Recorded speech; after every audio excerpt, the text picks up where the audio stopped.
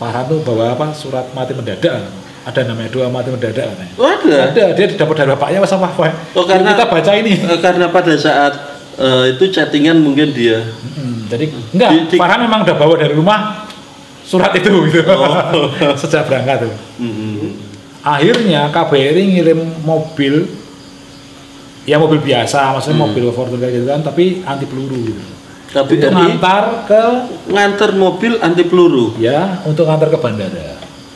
Jadi yang bawa saya ke bandara itu KBRI. Mobil anti peluru tuh lihat luar bisa nggak sih? Jadi kacanya tuh mungkin segini ya tebalnya, kacanya tuh segini. Terus ya mungkin di dalam bodinya itu ada lempengan apa. Jadi kalau peluru sih nggak tembus, tapi nih di granat mungkin ya.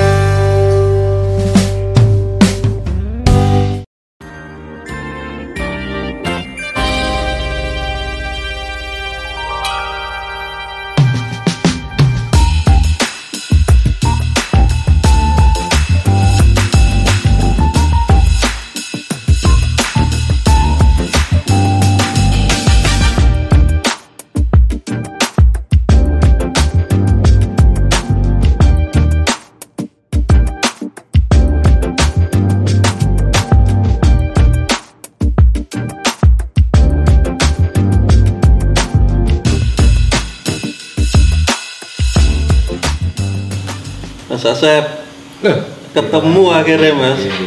Setelah sekian purnama. Harus mengatur berapa purnama saya. Saking sibuknya. Kita cari waktu yang tepat itu. Akhirnya dadan lah tadi. Iya. Ya, begitulah, memang biasanya gitu kalau ada rencana malah nasi dadan malah tadi. Terus mau ngapain nih? Loh, Mas Asep itu 9 tahun lalu kan dibom, ditembaki di Kabul Afghanistan, kok sekarang kita masih sering ketemu tuh gimana Mas ceritanya Mas? Itu kayaknya ya Tuhan masih sayang sama saya, masih diberi kesempatan untuk hidup lagi. Makanya harus banyak bersyukur. Loh, cerita di Kabul tapi ceritanya ya Mas Ebo itu ya kalau di pemberitaan ya memang seperti kejadiannya, tapi sebenarnya bukan dibom, kami bukan targetnya gitu loh.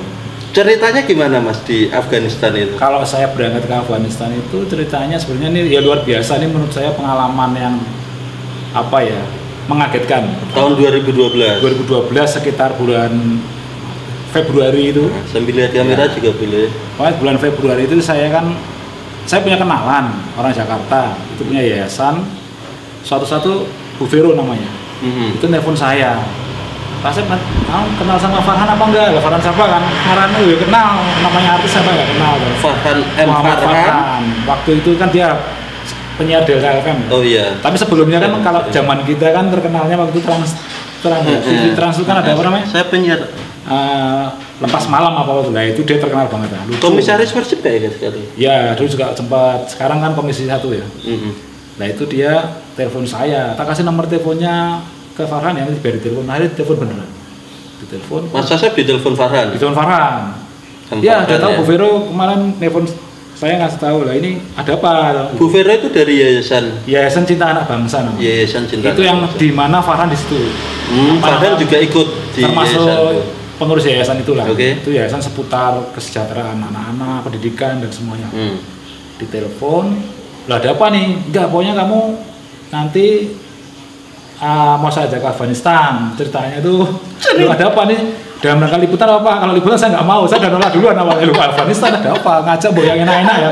Afghanistan. Ngajak bawa ke Paris atau New York gitu. Tahu-tahu ke Afghanistan. Tapi bagi saya yang notabene adalah di des luar negeri, saya kan wartawan dan memang berkecimpung di berita-berita internasional kan. Ini kapan lagi? Biar tahu Mas Asep itu di redaktur internasional di Suara Merdeka. Beliau jagoannya untuk berita-berita internasional. Jadi kita udah biasa membaca itu, mengetahui itu, kita tahu sendiri kesana luar biasa. Tapi memang dalam rangka tidak liputan. Kalau tidak liputan, oke. Terus apa? Saya tanyakan. Ya kamu mau dulu nggak berangkat ke sana? Karena ini harus segera minggu depan berangkat. Bayangkan ya, seminggu dok. Tapi apa dulu? Enggak, kamu cuma sebagai apa namanya? Fasilitator apa ya? Pembicara gitu. Jadi kita tuh mau ke ini yang menyelenggarakan Colombo Plan. Colombo Plan itu kalau kita dulu pernah belajar sejarah tahu ya. Itu organisasi kayak ASEAN tapi ini negara-negara berkembang yang tapi lebih luas saja jangkauannya. Nanti kalau yang pelajaran sejarahnya bolos baca lagi nanti. Nah itu kebetulan dia punya program-program itu ke negara-negara berkembang itu untuk memberikan capacity building gitu loh. Capacity building itu memberikan ya pemahaman, pengetahuan soal dari pengembangan kapasitas kemampuan ya. Kebetulan yang disasar tuh di Kementerian Anti Narkoba, tapi bukan berarti bahas narkoba, tapi saya suruh sesuai bidang saya. Kenapa Farhan? Kementerian Anti Narkoba Republik Afghanistan. Jadi pesertanya itu seluruh dinas-dinas, kan provinsinya banyak kayak Indonesia ya. Provinsinya banyak itu seluruh provinsi itu mau mengirimkan ke Kabul ibu kotanya itu ya sekitar 150-an lah pesertanya. Dari seluruh Afghanistan. Nah, kami termasuk Farhan dan Mosidik, kalau tahu Mosidik itu ya. Mosidik yang gedung itu ya. Sekarang komikus itu? Ya komikus. Ya, memang dia waktu itu masih terkenal itu habis juara kayak apa gimana ya. Iya. Nah, jadi sesuai kapasitas kita disuruh memberikan kapasitas diri di bidang jurnalistik. Mas Asep, Farhan, satu lagi Mosidik loh. Kayaknya masih ada satu lagi warga negara. Ada Heka namanya, tapi Heka itu sebagai Heka itu fasilitator karena dia kan asistennya Mas Farhan ya. Oh, jadi dia stafnya Farhan. Jadi dia nggak pembicara tapi dia mendampingi Mas Farhan kan segala keperluan itu. Di sana pokoknya saya bidangnya jurnalistik yang atau surat kabar cetak gitu ya. Memberikan pengalaman atau mungkin berarti 3 orang tadi ya. Nah, terus Mosidik broadcasting karena dia juga praktisi radio kan. Dia radio Ardan apa di Bandung. Muhammad Farhan ini public speaking. Jadi materinya itu 3 ini. Farhan juga penyiar dulu. Penyiar radio Delta FM. Dia juga penyiar TV juga. Tapi di sana menjadi public speaking. Maksudnya materinya. Udah ditawarin gitu loh, kenapa saya gitu loh. Apakah nggak ada orang-orang yang lebih bagus? Ternyata ya itulah namanya keberuntungan ya, namanya suatu apa? Diberi ya mungkin inilah yang menurut saya luar biasa Pak, nggak ada rencana, nggak ada apa-apa, tahu telepon suruh berangkat kan seminggu bayangkan. Tapi bagi saya ya saya langsung tapi ada syaratnya waktu itu.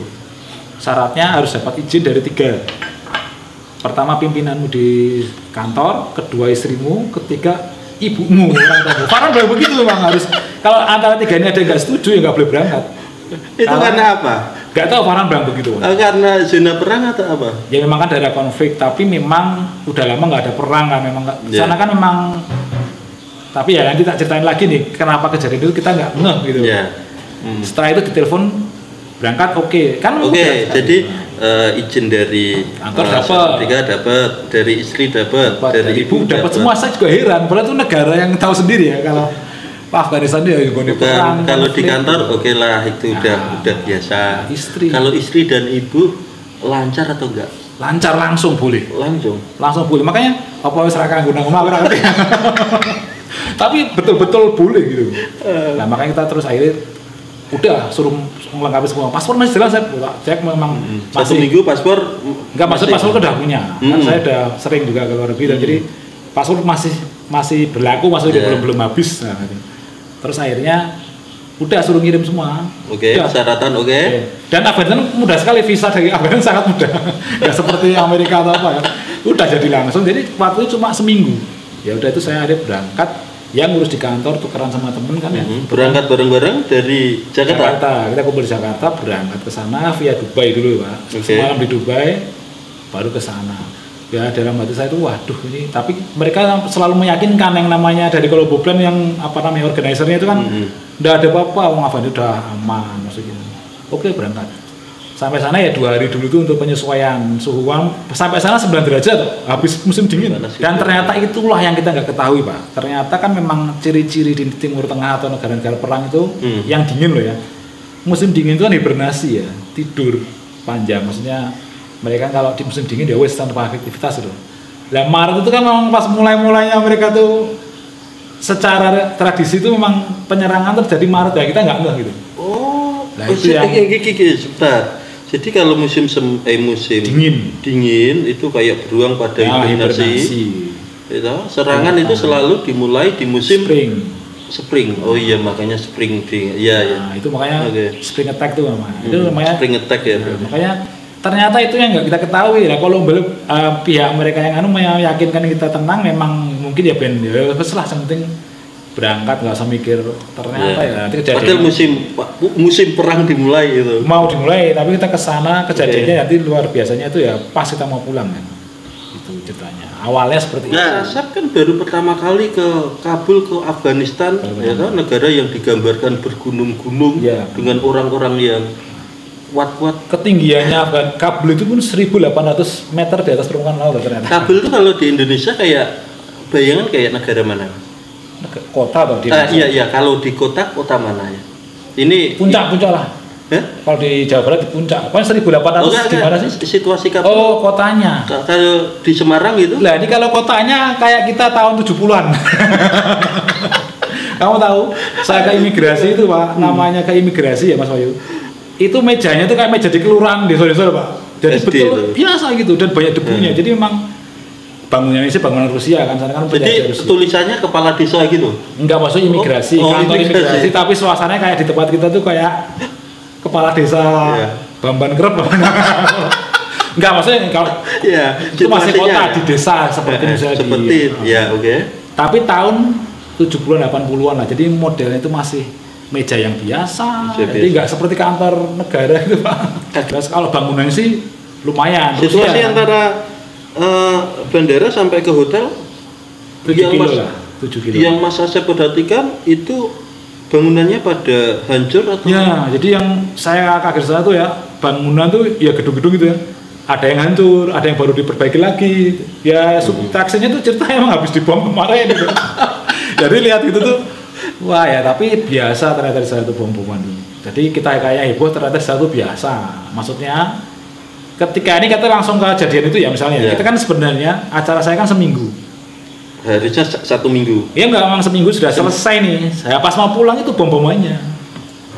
Saya mau ke bandara itu baru ada bom itu pas saya mau ke bandara.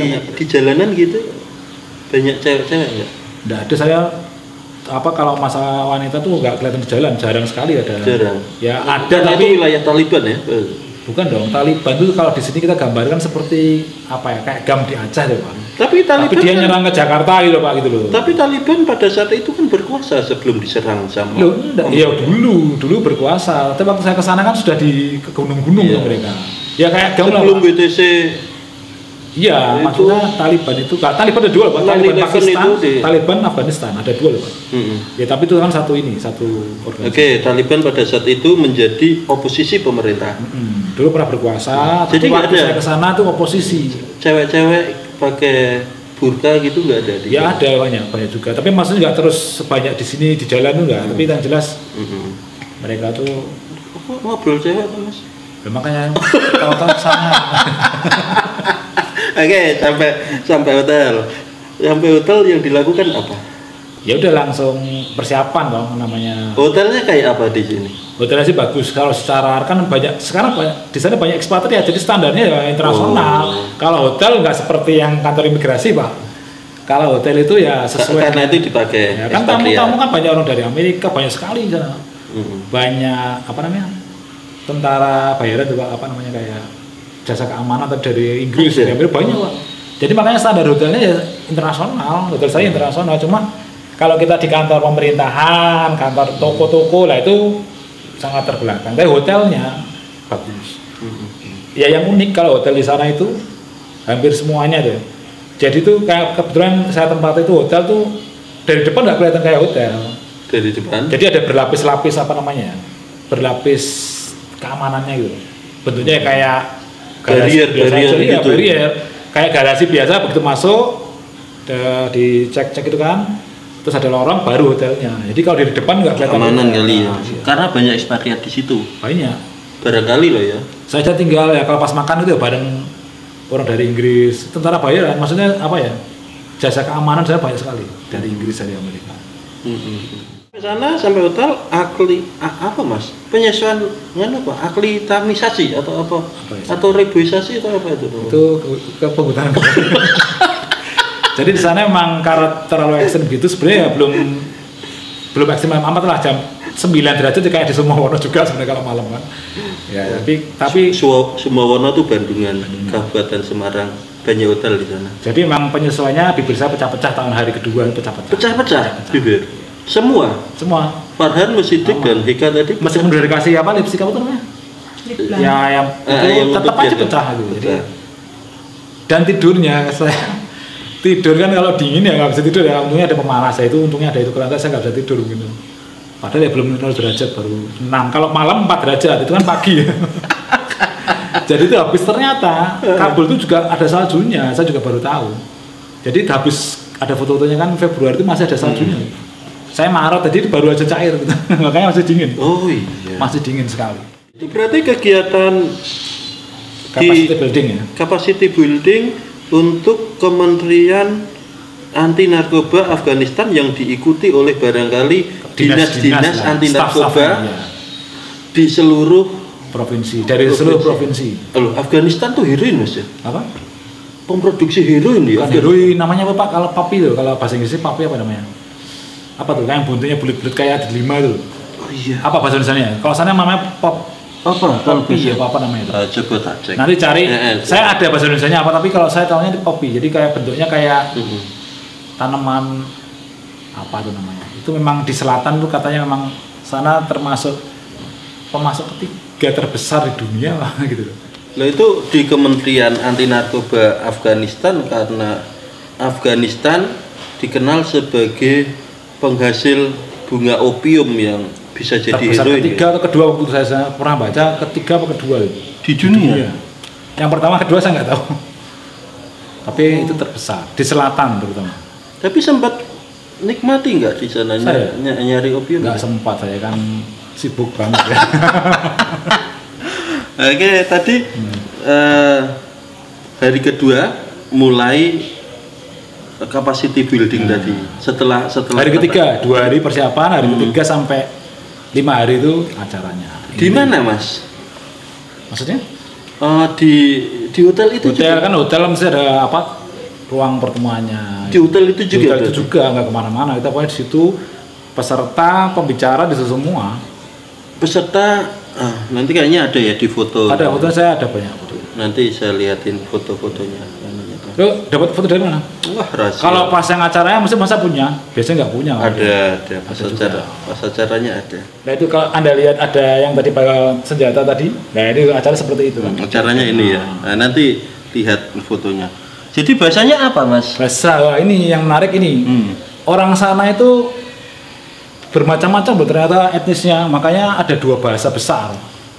Di Afghanistan? Bukan bahasa Arab? Bukan.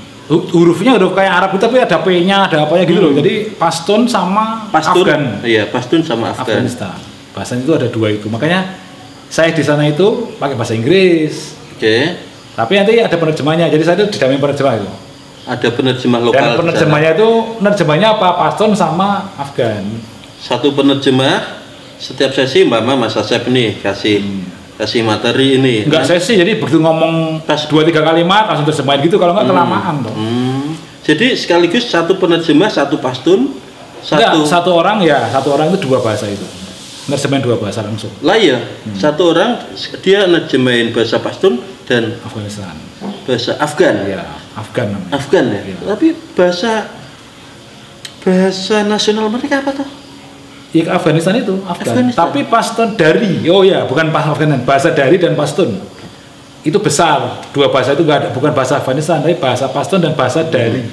Itu bahasa daerah di sana yang bahasa terbesarnya. Etnis itu tergantung etnis. Iya, tergantung etnis, ada dari, ada Pashtun. Tapi yang dipakai di sana tuh mungkin ya kalau bahasa Afghanistan ya bahasa dari itu yang lebih besar darinya. Bukan Arab ya? Bukan. Tulisannya juga hurufnya Arab. Huruf hijaiyah cuman hijaya tapi yang kayak itu kayak ada P, Fa tapi titiknya 3 kan P gitu kayak gitu loh. Iya. Ada huruf P-nya, ada kayak Turki kan agak. Ya. Jadi setiap kita ngomong nih, ya paling 2-3 kalimat terjemahin, kalau enggak ya terlalu lama gitu. Jadi kita ngomong. Jadi kalau saya kan sukanya yang lucu ya. Kalau biar saya sebenarnya bukan seorang pembicara yang bagus.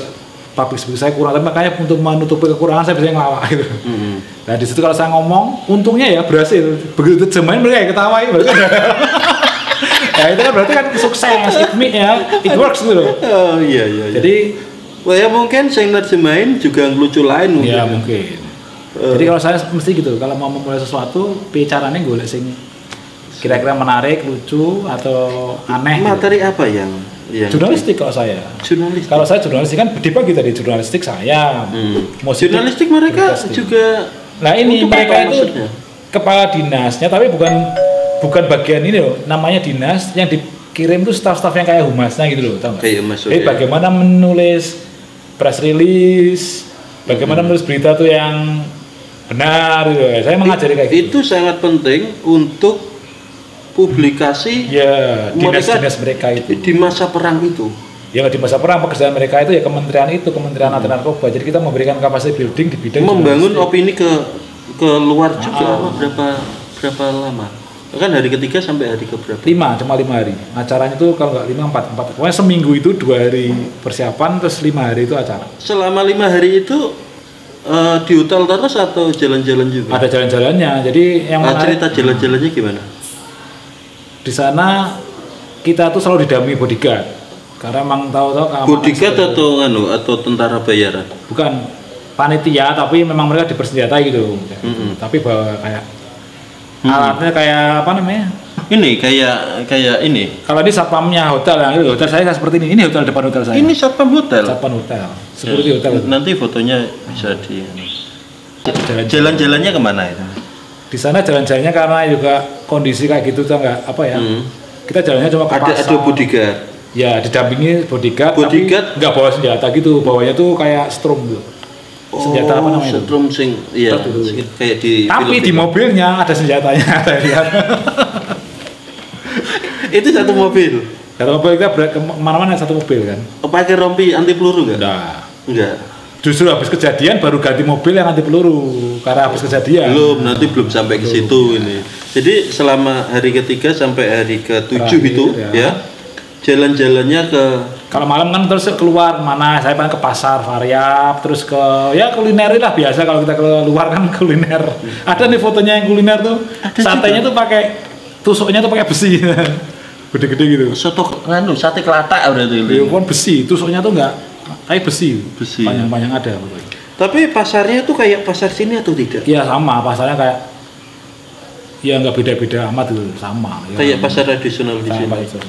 Bodyguardnya piye, Mas? Ya mendampingi kita terus lah, kita Farhan bertiga berempat terus ada yang mendampingi gitu. Dari KBRI nggak ada yang mendampingi?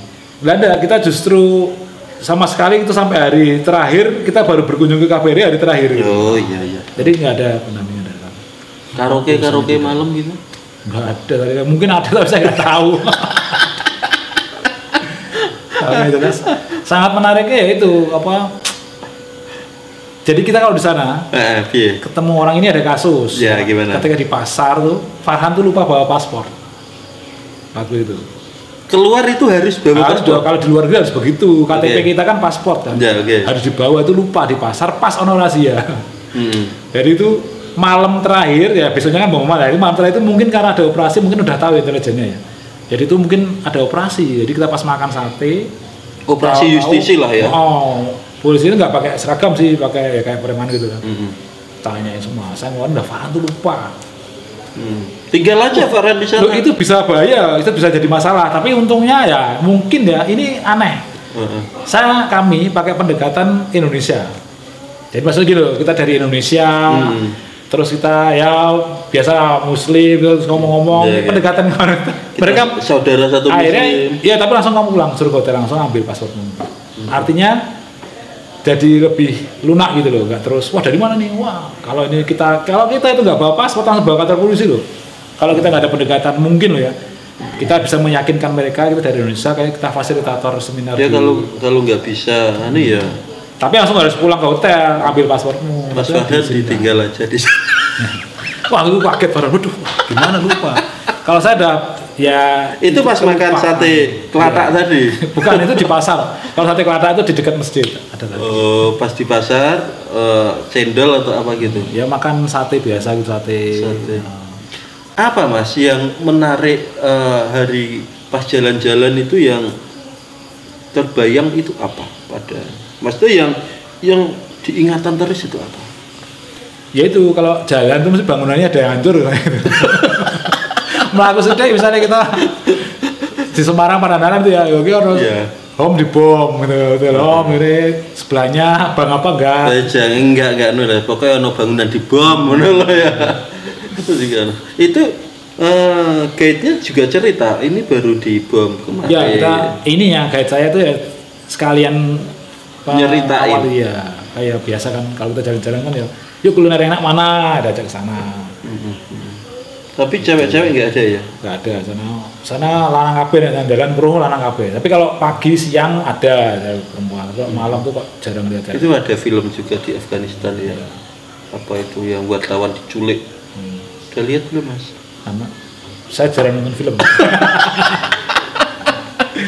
Saya suka nonton wayang golek. Ini berarti hari ke-7 hari ke-7 besok pulang. Ya, pulang saya itu Minggu. Acara sampai hari Sabtu. Oke. Hari Sabtu kan ke KBRI dulu. Saya kan berkunjung yuk, masa kalau mampir KBRI. Tapi emang sana nggak ada duta besarnya.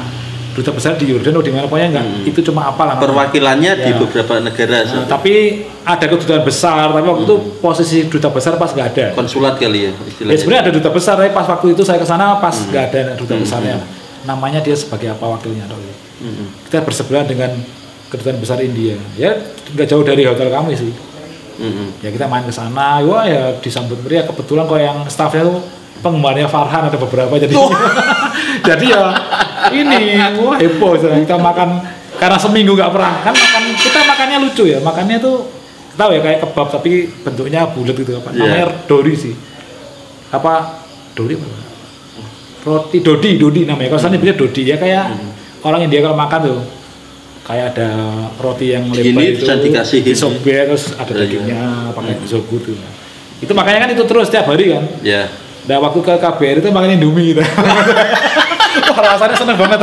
Ternyata nggak cuma saya ya, para musidik juga ketemu Indomie itu kayak ketemu apa gitu. Jadi musidik gede lagi. Sempat kurus. Enggak, makan itu banyak. Cuma artinya kan nggak pernah makan mie kayak gitu kan. Ternyata di KBRI ada Indomie. Rasanya seneng banget gitu.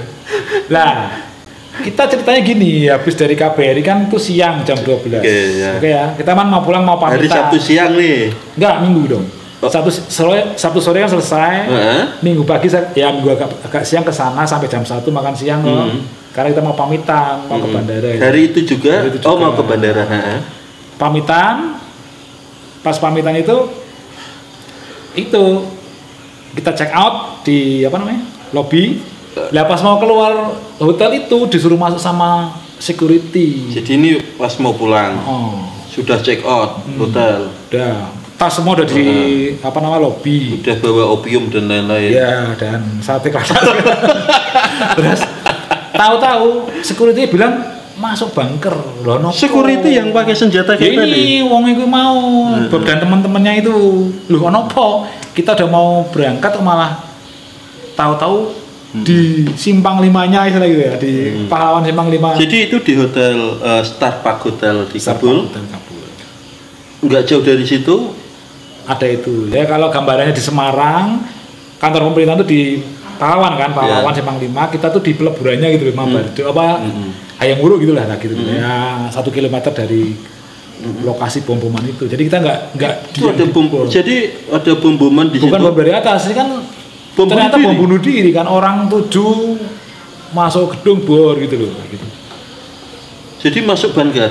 Nah kita tahu-tahu suruh masuk, ternyata ada serangan di sana. Akhirnya kita suruh masuk banget, takutnya kalau itu sampai sini gitu loh. Gitu loh. Wah udah saya bunkernya ya. Di bunker jadi ada Mas Asep, Farhan, Musidik, Heka, siapa lagi? Ya semua yang lain-lainnya kan peserta semua dari semua peserta. Peserta yang Afghanistan juga masuk bunker? Iya semua dong, semua nggak ada yang di atas kecuali. Berarti bunkernya tuh gede atau? Bunker tuh nggak kayak yang ada gambar, bayangkan bunker tuh kayak gudang. Oh enggak, bunker ya kayak ruangan biasa gini. Tapi di bawah. Di bawah. Sekitar 20 meter lah di bawah tanah. Dan itu dibangun memang untuk. Pasti di sana tuh kalau gedung-gedung formal ya, hotel, gedung pemerintah pasti ada bunker. Udah biasa ada bom-boman gitu. Makanya. Tapi suara bom gitu Ya dengar, cuma kan artinya kita begitu masuk ya nggak dengar, begitu kita mau masuk ya itu sempat riuh. Saya sempat naik, Farhan gini, Sep kamu kan wartawan. Ya lo tapi ya tetap kurang ajar Farhan itu ya. Iya sempat. Farhan juga wartawan Delta loh kalau. Ini asik kan kita hotel itu 4 lantai. Yeah. Maksud saya Farhan tuh suruh naik ke atas lihat gitu terus kejadiannya apa kelihatan gitu. Masuk kamu ambil gambar apa. Ini sebagai wartawan nih. Ya kan kita liputan tuh saya tapi kan tetap nggak bersama security-nya. Saya sempat naik saya sempat naik mau naik sampai atas tuh ada orang-orang yang mungkin ya itu udah bodyguard yang apa tentara bayaran itu yang orang Inggris macam-macam itu udah di atas semua di atas gedung itu. Nggak boleh saya suruh masuk. Ini kan loh, tidak ada berita yang melebihi nilai nyawa ini. Harus diingat itu. Kadang wartawan itu kan karena naluri kita sebagai wartawan itu kan mengabaikan hal-hal itu. Saya juga sempat tapi kok angin ya, tapi kok keder juga. Farhan, ayo ambil gambar sekali di atas. Ya. Farhan nggak ikut naik. Nggak, terus semua nganda. Ngajar itu. Itu tas-tas kita ditaruh di lobby semua kan, jadi kita ke bunker nggak bawa apa-apa loh, makanya laptop saya di situ semua di situ, tapi kan kita bawa waktu itu BlackBerry gitu. Masih BlackBerry ya. Ini yang cerita yang menarik lagi itu, ketika kita di bunker, saya kan akhirnya laporan sama kantor. Laporannya gimana? Karena bikin saya izinnya kan apa? Waktu itu ya BlackBerry nggak gini, untungnya BlackBerry kan pakai internet ya, bukan operator gitu, jadi di situ kan ada genset, misalnya mati lampu tetap jalan internet ya kan. Jadi saya laporan sama kantor bahwa saya mungkin pulangnya nggak jadi cuti seminggu, mungkin lebih karena nih saya jadi tertunda pulangnya kan. BBM saya BBM sama kalau misalnya Nugroho Pak Hartono kayak koordinator liputan pada saat itu. Gitu ya. Terus saya laporan bahwa saya ada kejadian, doakan kami karena ini ada pembunuhan gitu kan. Malah Pak Hartono tulis berita nih. Tapi aku cari alasan tau bahwa mau kondisinya kan tulis berita. Akhirnya saya alasan loh, laptop saya semua di dalam tas di lobi atas. Bukan alasan, memang kondisinya begitu. Memang begitu kan. Saya menulisnya gimana? Lu ada BlackBerry yo. Akhirnya nulis per kalimat dari berita. Itu menariknya di situ. Jadi Suara Merdeka satu-satunya yang nulis berita soal itu ya Suara Merdeka ya saya itu. Habis itu Detikcom besoknya. Itu berarti hari Senin. Kejadian Minggu jam 1-an lah gitu. Berarti hari Senin Suara Merdeka udah keluar. Judulnya apa Mas Sati? Saya pokoknya 2 atau 3 tulisan. Yang pertama pokoknya 3 tulisan 4 WNI ya seri 4 WNI terperangkap di bunker Kabul kan. Nanti ada kalau dicari ada terdata. Jadi itu tulisan saya terus bisa betulnya apa? Cari nang Facebook ono. Saya tulisan langsung dari apa namanya? Nulis apa kalau keterangannya itu laporan langsung dari Kabul. 4 WNI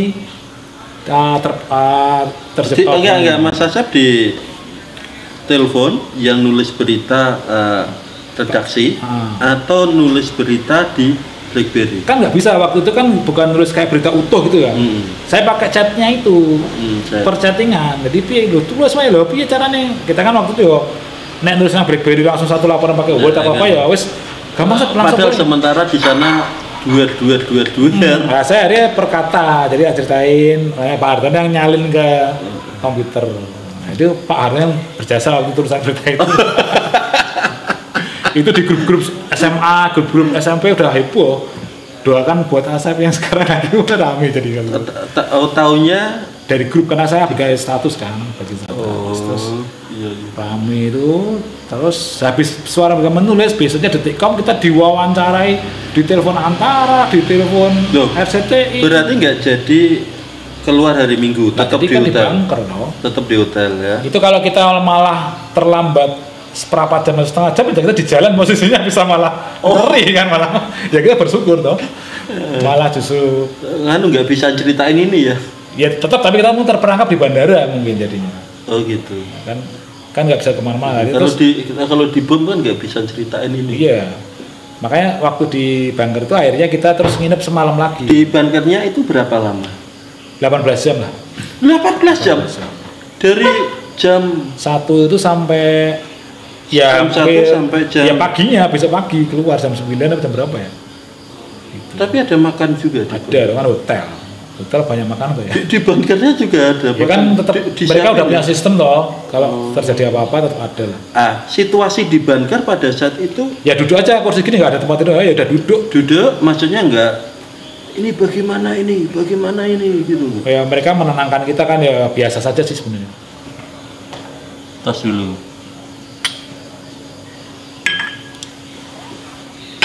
Bunker 18 jam. 18 ya sekitar lah. Paginya baru normal ke permukaan ngeleng. Tapi sempat tidur atau tidak di bunker? Enggak tidur. Mau tidur di mana? Kursi-kursi gini. Enggak di kursi ya bisa tidur, cuma yang lainnya ada yang tidur di sana. Situasinya tenang atau was-was atau bagaimana? Ya, yang Mas Asep dan teman-teman alami itu. Kalau keamanan kan mungkin biasa.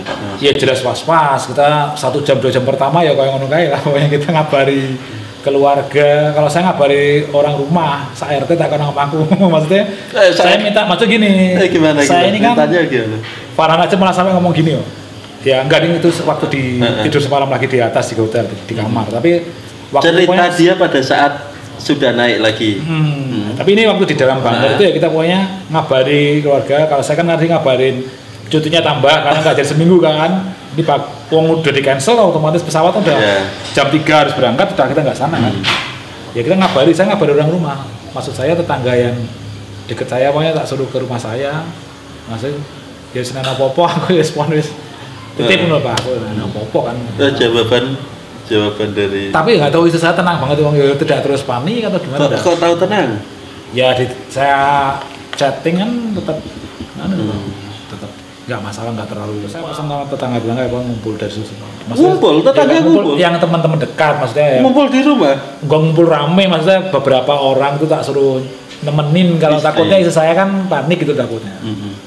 Ya udah, terus akhirnya paginya jam 10-an keluar. Yang lucu lagi ya apa coba?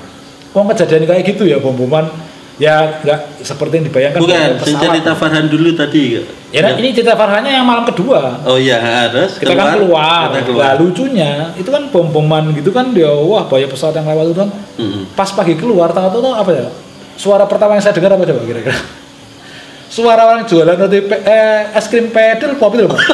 Betul, pedal pop. Apa itu? Suaranya apa ya? Ya, yang naik sepeda jualan es krim apa roti itu ya. Jadi keluar bunker ada suara itu berarti kan aman, wes tenang, orang-orang kejadian. Maksudnya lucunya itu tanya sama orang sana ya udah biasa kayak gitu, biasa. Beli es krim. Kalau kita kan panik, kalau orang sana biasa kejadian. Intinya gitu Pak.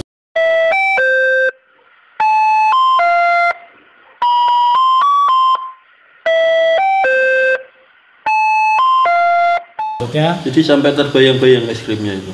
Ya maksudnya. Tapi akhirnya beli es krim nggak? Enggak, tuh lewat, artinya kehidupan udah normal gitu loh. Tak pikir kalau ada kayak gitu kan terus. Itu berarti hari Senin ya keluar bunker. Keluar Senin. Terus kita nginep semalam lagi di sana lah. Itu kita sama kan belum udah selesai tapi kita belum tenang kan, kita udah baca Farhan tuh bawa apa surat mati mendadak. Ada namanya doa mati mendadak katanya. Oh, ada. Dia dapat dari bapaknya sama apa? Oh, karena kita baca ini. Karena pada saat itu chattingan mungkin dia. Jadi enggak, Farhan memang udah bawa dari rumah surat itu gitu. Sejak berangkat tuh. Jadi di sana kita semalam meskipun udah selesai katanya di berita kan udah selesai, udah ditangkap, udah ada yang mati sekian, tapi kan kita masih pas-pas ya. Makanya tujuannya kita pikir. Aku baca tadi ada 32 tentara yang tewas. Iya, termasuk itunya, termasuk pelakunya 7 orang. 7 orang pelaku, 32 tentara. Wah iya beneran itu. Jadi pada saat itu kalau nggak salah ya, karena setelah 9/11 itu ya di New York, Amerika kemudian buru Osama bin Laden. Benar Mas ya? Osama bin Laden, kemudian Osama ini diduga Amerika Serikat itu dilindungi oleh Taliban pada saat itu berkuasa di Afghanistan. Setelah itu tahun 2001 kalau nggak salah mulai itu Mas ya. Itu ada invasi Amerika dan NATO Mas ya. Invasi ya. Ke Afghanistan. Mulai sejak itulah perang NATO Amerika ke Afghanistan mulai hingga sekarang Mas, belum selesai ini. Dan mereka tuh sembunyinya di gunung-gunung gitu di hutan. Ini perang terlama loh ini. Perang terlama dalam sejarah Amerika, perang dengan negara. Dan belum selesai. Belum, kemarin ada kayak damai ternyata balik lagi. Ini tahun ini kayaknya ada penarikan. Udah ya, penarikan tetapi belum selesai. Nah, jadi kembali lagi tadi Farhan cerita bagaimana tadi. Dan akhirnya kita tidur, yang tadinya kita sekamar satu orang, pas malam kan selama seminggu kita tidur sendiri-sendiri. Ya, pas malam pas keluar dari bunker hari Senin kita malam. Tidurnya 4 satu kamar. Jadi tidurnya gantian, maksudnya ada yang piket gitu loh. Jadi kalau ada apa-apa itu kita harus langsung bangunin ke bunker gitu loh, kalau gimana gitu. 4 orang. Yang pertama kali piket siapa? Ya lupa saya gantian. Ya itu uniknya gitulah ceritanya, pokoknya. Itu pada saat di Kabul Afgan itu dapat telepon terus. Ya, karena itu kan cerita kan Seninnya kan otomatis baca koran Suara Merdeka itu kan. Wah, Detik.com langsung jadi cybernya kan ada kan. Nah, itu juga Detik nulis cybernya, maksudnya berita-berita online-nya itu. Online hari Senin mulai. Nah, Selasanya dong. Ya, Senin itu online-nya kan. Terus besoknya yang cetak-cetak Selasanya sama terutama itu yang diwawancara siapa? Ya kita semua bertiga gantian. Lewat telepon. Ada yang telepon, ada ya kadang keriting tangannya Pak. Telepon, bayangkan telepon. Ini siapa yang mau angkat gitu kan? Apa saya menjawab? Dan semua telepon apa kan Farhan, Mo Sidik kan terkenal ya. Mo Sidik masih stand up comedy termasuk anu lah ya. Terus Farhan juga masih ditayakan macam-macam. Jadi berita-berita infotainment kan rame-ramenya itu wah rame infotainment banget. Juga. Wah rame banget tuh nyariin kita bertiga. Jadi ramenya kayak gitu ya. Kita nerima telepon sambil jelasin itulah yang membuat heboh sebenarnya kan media.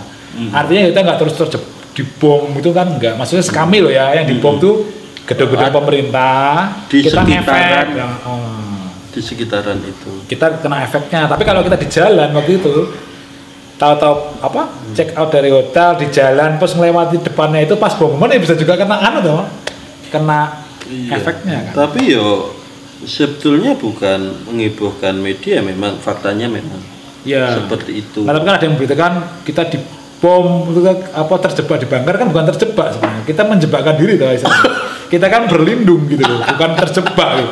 Terjebak tuh kayak istilahnya nggak bisa dijebak dengan sengaja, kita kan menjebakkan diri kan. Iya. Karena berlindung gitu. Hari Senin langsung pulang. Enggak toh, nginep semalam lagi toh. Karena keluar kan Senin. Ya. Nginep yang jaga kayak ronda tadi malam Selasa. Karena kan tiket kita hangus semua. Ya. Terus kita juga harus tunggu benar-benar reda gitu kan. Maksudnya langsung cabut gitu kan, takutnya kita betul konfirmasi dulu. Akhirnya KBRI ngirim mobil biasa, maksudnya mobil Fortuner gitu kan, tapi anti peluru gitu. Tapi untuk ngantar mobil anti peluru. Ya, untuk ngantar ke bandara. Jadi yang bawa saya ke bandara itu KBRI. Mobil anti peluru tuh lihat luar bisa nggak sih? Jadi kacanya tuh mungkin segini ya tebalnya, kacanya tuh segini. Terus ya mungkin di dalam bodinya itu ada lempengan apa. Jadi kalau peluru sih nggak tembus, tapi nih di granat mungkin ya. Tapi yang saya lihat langsung tuh ya kacanya tebal. Yang kelihatan kan kacanya tebal. Dari dimodifikasi gitu. Saat dari hotel ke bandara mau pulang, itu dikawal nggak itu? Iya, nggak terus dikawal kayak ramen nggak. Ya cuma mobil satu sama mobil saya KBRI udah. Sama KBRI anti peluru semua. Pesennya KBRI apa itu? Ya udah, pokoknya kamu harus tahu kejadian itu kan akhirnya langsung merasa harus melindungi kan warga negara kita kan heboh di koran kayak gitu. 4 WNI itu ada yang untung belum musim viral ya. Iya toh? Belum. Kalau sekarang tapi kan ada infotainment tuh yang begini tuh. Karena Farhan kan artis ya. Farhan artis, maksudnya juga artis kan, jadi ya rame di infotainment mah, lebih rame. Oke, sampai Jakarta disambut. Enggak, di Dubai dulu kan. Kita Dubai. semalam lagi di Dubai. Kita naiknya pesawat Emirat. Enggak, di Dubai kan berarti senang, enggak ada masalah. Sampai Jakarta banyak infotainment guys. Udah disambut wartawan soal mono akeh. Kita wartawan diwawancara wartawan ya gitu. Wah ramenya. Jeruk makan jeruk ya. Disambut ada pakai apa? Kalau yang dari yayasan kan udah bawa kayak poster sama dan Beckham Farhan. Terus gitu lah. Jadi itu pengalaman yang betul-betul. Jadi sampai sana wah wartawan penuh, infotainment penuh. diwawancarai di sana terus saya. Tapi fokusnya ke Farhan kan artis, kalau saya kan apa? Wawancara saya nggak ada gunanya. Saya coba kadang ada ditanya tak jawab, tapi kan fokusnya ke Farhan sama Mo Sidik kan. Enggak, Farhan aja sih fokus waktu itu. Karena Mo Sidik sama saya ambil luggage dulu kan, barang-barang kan masih di Farhan udah disambut dulu lah, baru kita gabung lah, itu baru ditanya sedikit-sedikit. Keluarga pada saat sudah sampai tanah air, reaksi mereka bagaimana? Ya tentu saja senang kan, bersyukur sekali kan memang kejadian seperti itu, dan di koran seperti itu kan mereka juga baca. Pengalamannya luar biasa, terus sangat berharga, dan ya dipercaya Farhan begitu kan, ya ini cukup unik. Saya orang biasa, tahu-tahu ada seorang yang dari Jakarta nelpon saya, itu kan luar biasa. Ini pengalaman yang luar biasa, tak terlupakan sampai. Dan bayangkan kalau Mas Asep itu kan karena di Des Internasional tuh sukanya jalan-jalan. Jadi kalau di koran itu Des Internasional dan Des olahraga biasanya. Cuman karena saya masuk olahraganya agak telat, jadinya agak berkurang. Mas Asep ini dari pengalaman ke luar negeri ini yang paling berkesan. Paling heboh nih. Dan yang lainnya kan enak-enak ya, bayangkan ke Singapura, Jepang, itu Filipina kan enak-enak toh, seminar atau liputan. Kalau ini ya sebenarnya cuma seminar, tapi jadi liputan juga, namanya wartawan ya. Dan ini sebenarnya di luar Suara Merdeka loh. Ini saya kan cuti dan diizinkan untuk bekerja ke yayasan. Sebagai pribadi. Tapi akhirnya yang nulis berita juga kalau ada kejadian. Kalau nggak ada kejadian paling yang nulis laporan, pesannya apa yang berat begitu sih. Nanti tadi pulang bikin laporan ya kan biasa kan. Sampai rumah istri gimana Mas? Ya, dipeluk atau di? Saya lupa, tapi yang jelas ya tetap ya. Sama ibu di? Iya ya udah, ya otomatis namanya selamat itu ya kita terputus. Tetangga bagaimana? Ya akhirnya kita sering cerita, jadi suruh cerita gitu kan. Aduh, pengalaman itu ya. Itu pengalaman yang sangat mengesankan, tapi di luar itu Mas Asep itu gitaris pertama Power Slave Mas ya. Siapa yang bilang? Saya ini loh. Kalau jadi jangan wartawan juga kan ya harusnya tuh cek and recheck gitu. Lah ini dalam rangka cek ya. Ini dalam rangka mengecek saya. Tabayun ini. Kok dibilang saya bukan. Kalau saya gitarisnya, vokalisnya iya yang pertama. Vokalisnya Edi itu kan saya gitaris pertamanya dia, bukan di Power Slave. Orang gitaris pertamanya vokalis Power Slave. Gitaris pertama vokalisnya Power Slave. Bingung loh. Ya, gitarisnya pertama si Hedi sih. Ya, saya ngeband pertama, Hedi ngeband pertama sama saya. Ngeband berdua tapi bukan ngeband namanya. Apa tuh ngamen ya? Namanya ngamen. Duo Maya atau duo. Zaman SMA itu kan kita sering ngamen sama Hedi. Duo AHA. Apa? Asep Hedi. Ane beri apa? AHA. Ada nih. Lagunya Power Slave Mas, sedikit Mas. Ya aku nggak bisa tahu. Nggak apa-apa, ini kan nyanyi. Sebagai gitarisnya pertama, vokalisnya Power Slave, bener nggak? Gitaris pertama. Ya sebenarnya bukan gitarisnya, temen ngeband aja bukan gitaris. Saya bukan gitaris soalnya. Temen ngeband pertamanya si Hedi itu. Mas, Power Slave Mas. Nyanyi saya nggak bisa nyanyi. Oh, dikit lah itu. Mas tadi bisa ya jenengan. Band keandalan. Ya gitulah. Ya kita malam ini. Nggak hafal saya, nggak hafal. Kamu aja nyanyi, nggak hafal lagunya. Tetaplah di sampingku. Nggak hafal saya itu. Apa refrennya toh? Karena kita kan nggak perlu hafal lirik loh. Ya itulah. Terima kasih Mas Asep waktunya atas cerita yang heboh, luar biasa dan tak terlupakan. Jadi ingat betul semua detik-detiknya itu ingat. Ibaratnya kondisi-kondisi saking terkesannya. Iya. Tetap sehat.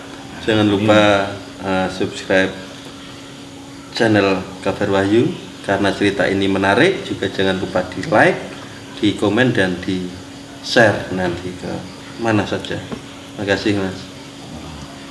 Assalamualaikum warahmatullahi wabarakatuh. Waalaikumsalam.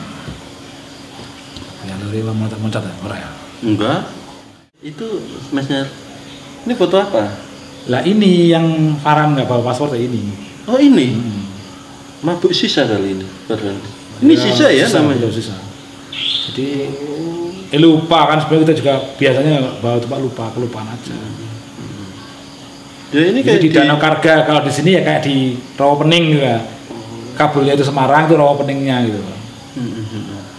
Apa di sana lihat air? Wisata itu bagus sekali itu. Wisatanya bagus, lokasinya jauh berbeda dengan yang di Kabul kotanya. Kabul kota kan Semeraut itu nang kono rapi. Damai ini, damai. Banyak villa gitu. Ini di KBRI. Ini ya, KBRI. Di KBRI. Mas Asep, Musidik, Farhan, Heka. Wah. Ini main piano di KBRI. Ini piano. Itu pianonya mereknya apa? Rusia, buatan Rusia.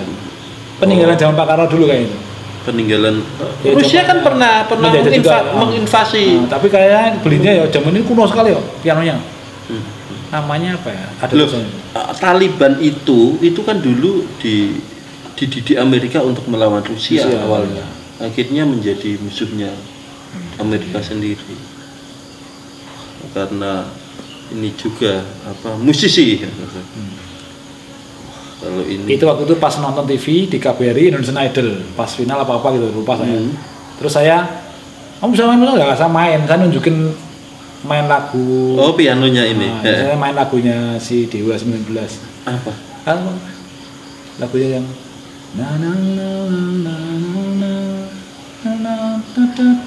ya itu judulnya lupa.